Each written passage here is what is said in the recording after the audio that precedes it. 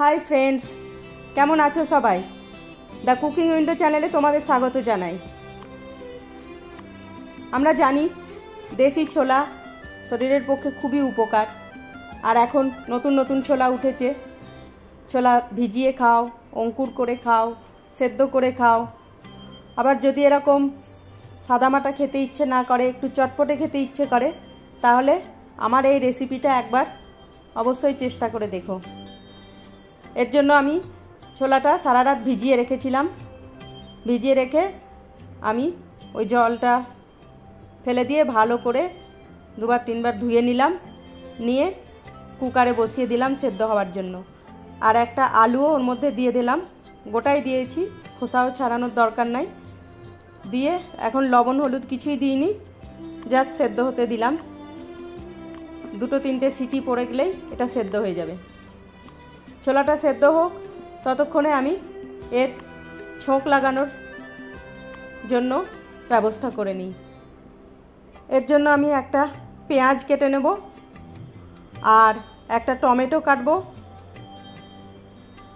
এই যে দেখো, ছোট ছোট করে টমেটোগুলো আমি ছোট ছোট কেটেছি, তাহলে একদম গলে যাবে।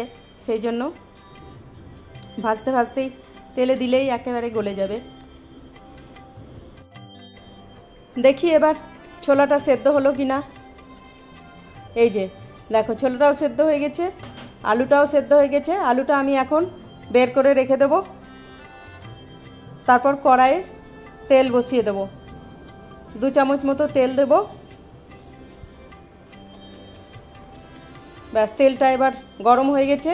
এতে একটু জিরের ফোড়ন, একটু শুকনো লঙ্কার ফোড়ন আর অল্প একটু 5 ফোড়নও দেব। তারপর জিরেগুলো পটপট করে ফেটে গেলে, ভাজা হয়ে গেলে, এর মধ্যে ওই কেটে রেখেছিলাম যে পেঁয়াজটা, সেই পেঁয়াজটাও দিয়ে দেব।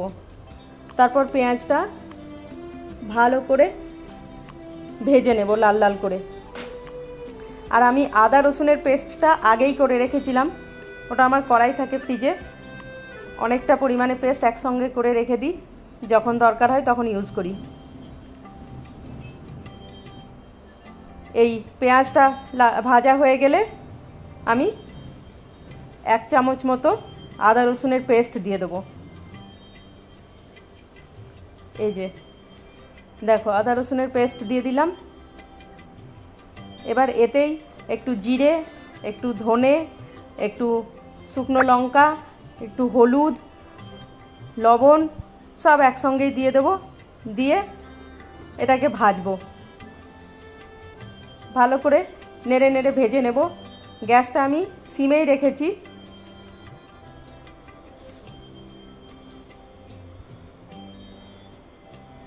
এই যে সুন্দর দেখো, এটা প্রায় ভাজা হয়ে এসেছে। এটা অল্প একটু ভাজা ভাজা হয়ে গেলে এরপরে আমি এতে টমেটোটাও দিয়ে দেবো। এই যে টমেটোটাও দিয়ে দিলাম।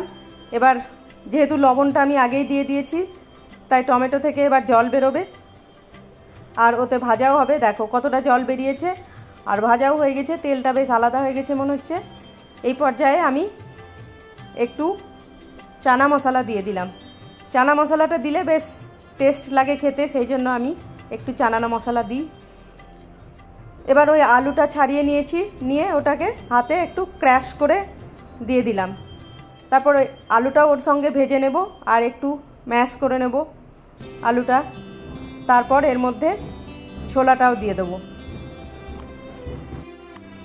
যারা নতুন বন্ধু আমার এই ভিডিওটা দেখছো, তাদের কাছে অনুরোধ রইল চ্যানেলটা সাবস্ক্রাইব করার জন্য।